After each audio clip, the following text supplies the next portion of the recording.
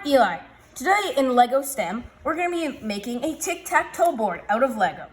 So, you can make your pieces any color. I chose the red, and these I made rainbow. So, to start, I'm going to show you how to make the X. So first, you're going to take a flat.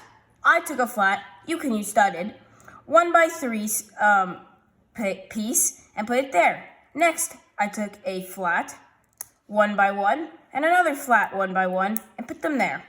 On the bottom, I have a 1x1 studded flat piece, and put it there and there. If you have a different idea, you can use it. I chose to do this.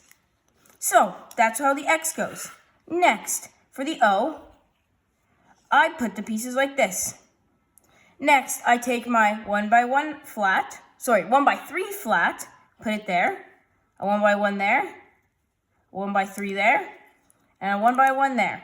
Again, if you have a different idea, you can use it.